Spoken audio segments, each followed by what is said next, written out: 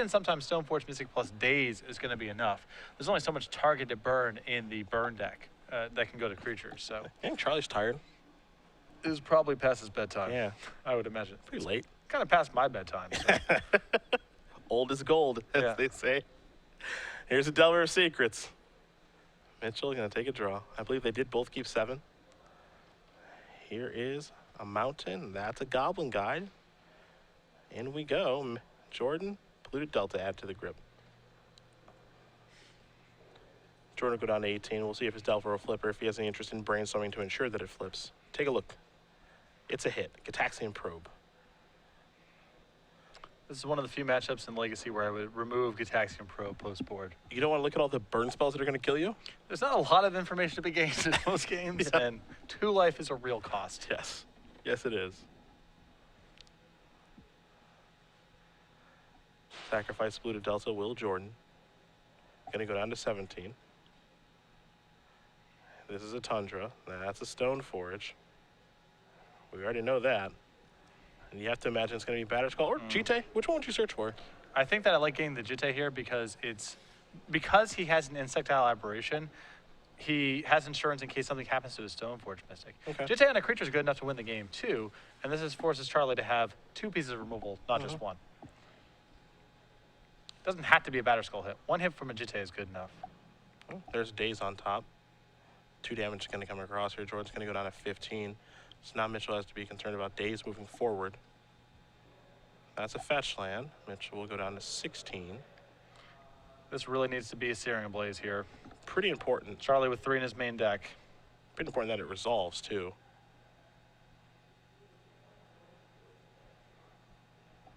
And I see one in his hand. And at this stage, Charlie doesn't have the luxury of playing around Daze. He just has to be willing to concede the game to that card. Well, he's going to go after the Delver. Doesn't think maybe Jordan has Batterskull. How do you feel about that? Well, he has to kill both creatures anyway. It is risky. I understand what he's doing here, in that if Dan doesn't have another creature, it at least forces an attack with his own Stoneforge Mystic. You get to block. Life goes on a little bit, but it is really risky if Dan has Batterskull. Yep. Mitchell does have Sulfuric Vortex in the hand. Ooh, maybe he's now that he knows about the Daze. Gets much worse. Yeah.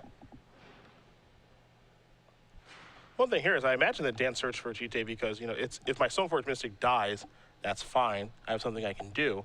But so if he doesn't have Batterskull, this play actually works out beautifully, I think, for Mitchell. Yeah. It makes a lot of sense. Gitaxian Probe. We're going to see a Lava Spike, a Fire Blast ×2, the Vortex, and another copy of Goblin Guide. A lot of gas in that hand. Yeah. Charlie just looking for lands at this point. Yeah, it's actually a situation where lands and spells are they're both good. Well, some of the spells aren't very good, but by and large, you're right. I'm sure Charlie would take Running Mountains from this spot. Yeah. There's Wasteland. Pass the turn back. The problem is that Charlie's working with some uncertainty here. Given the fact that he had Insectile Aberration, it's reasonable for Dan to have gotten Umazana's Jite as insurance. But you can't rule out the possibility that he just naturally drew the Batterskull. Yep. This is the risk that Charlie took with his play last turn. Well, here we come. We're going to find out right now.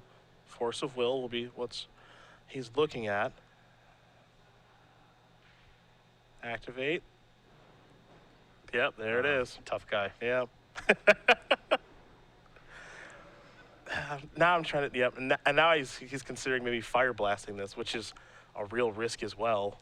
Well, the risk is he'll have no more lands against an opponent who has Daze in hand. Well, he could add 1 and then. No, I'm just saying going forward. Yeah, of course.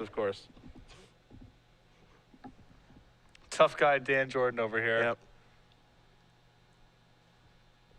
Might as well hold him upside down by his ankles and shake all the chains out of his pockets while you're doing this. You know Charlie beat him already, right? Yeah, I do.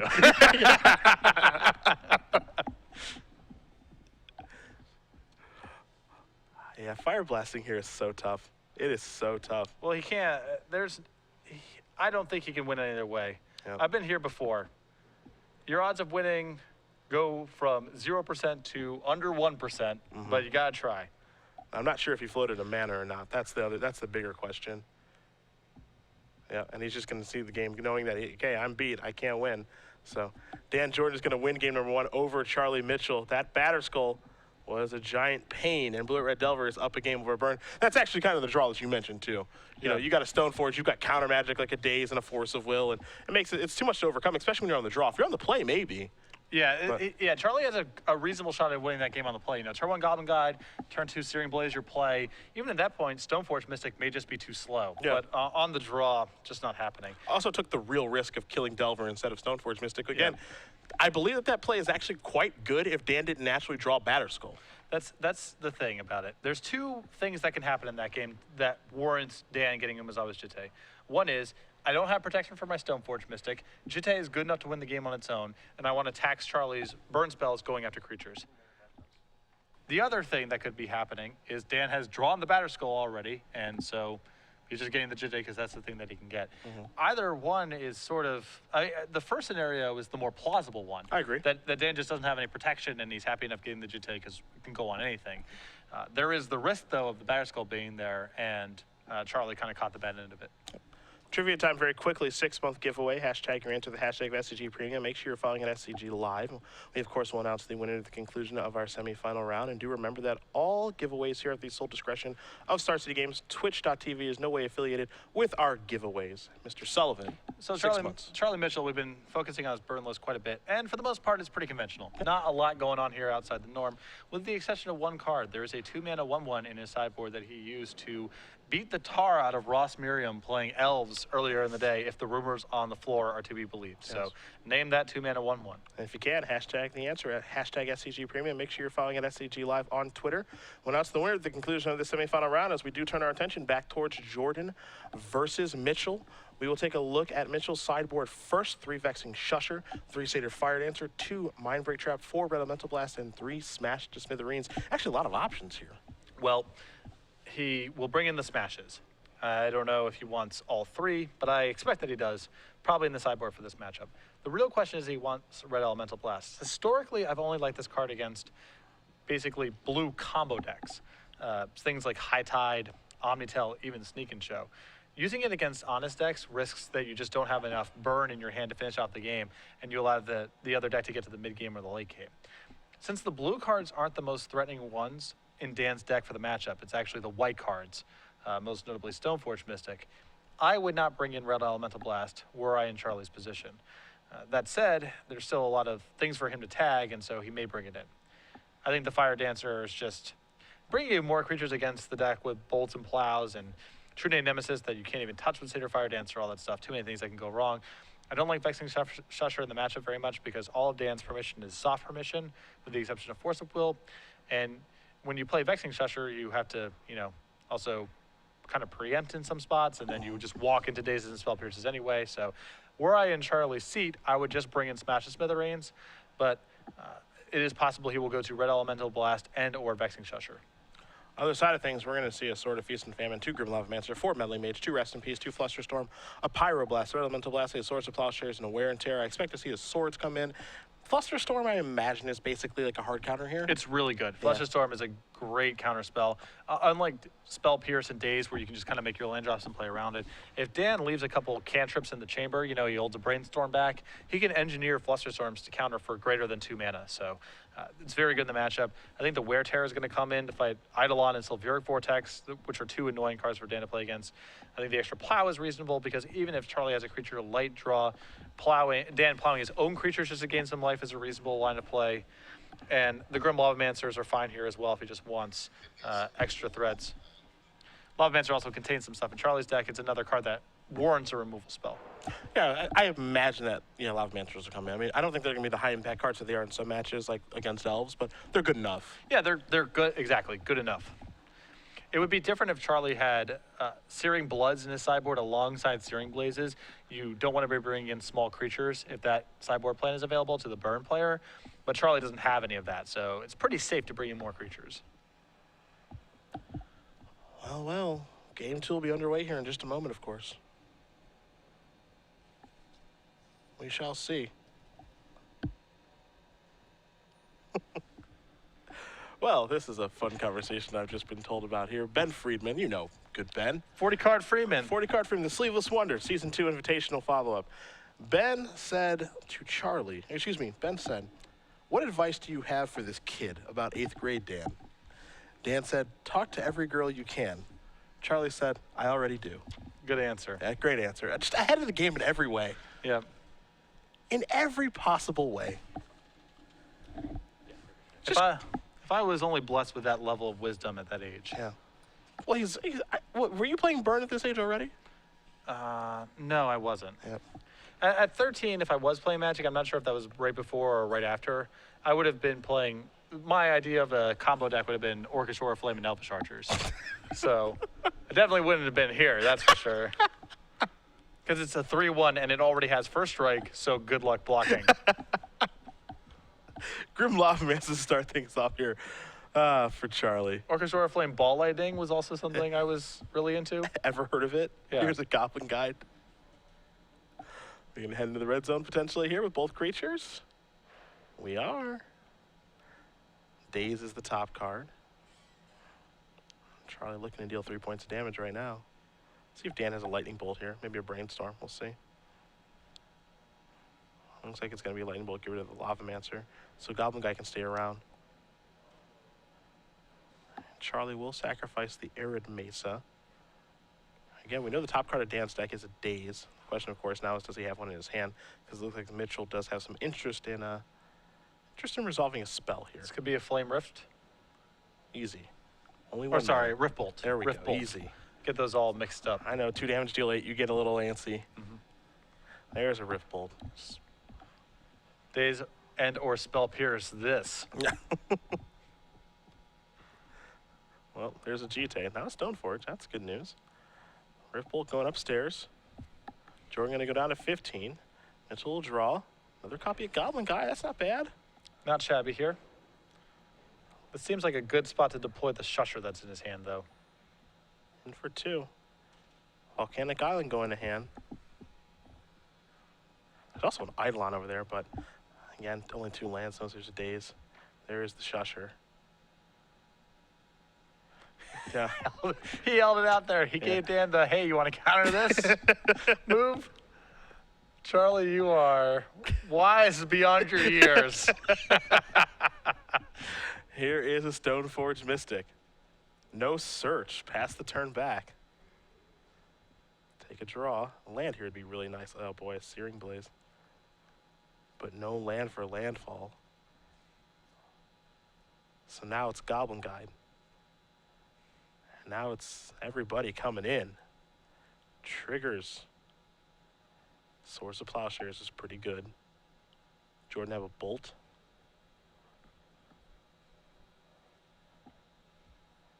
Seems like a needless risk to take the damage here.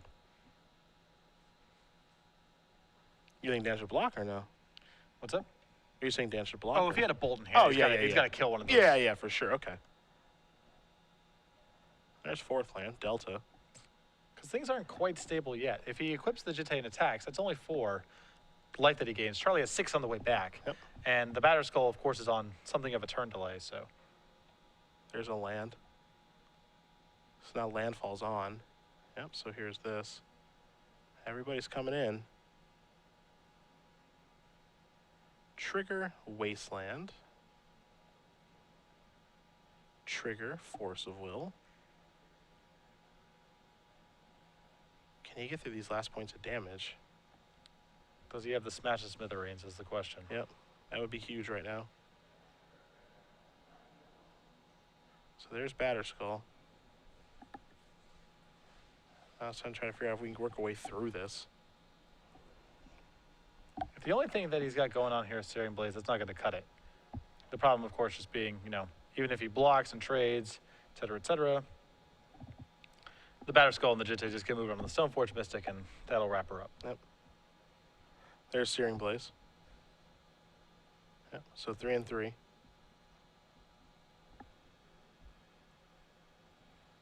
If we were only playing with the old lifelink rules. Is this a Bolt, maybe? This is actually kind of interesting. Spell Pierce, make it uncounterable. Yep, there's a Daze, making it uncounterable on the stack. So now Searing Blaze is going to get countered. Easy, Dan's going to explain that, exactly how it's going to work. Yeah, and this is a beating now. Yeah. And this is the issue that I have with Shusher in the matchup. This kind of stuff happens a lot. Yeah. Ends up being a huge beating. If there was ever a time that Mitchell could have slid in the Eidolon, this game is wildly different. I mean, Jordan probably ends up taking 6 points of damage from the card, but he just could not get it in. There's a Wasteland, and the coast is pretty clear to equip the Batter Skull. Come in here for 4 points of damage.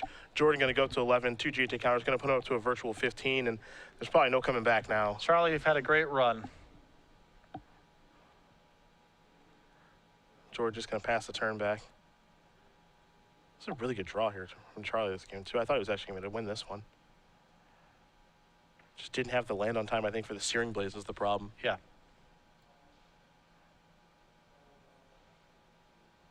Also depends what he removed from his deck for the Vexing Shushers, too. Yeah, there's Eidolon. That's a little late to the party, though. Gonna suspend the Rift Bolt. No good attacks, obviously. Pass the turn back.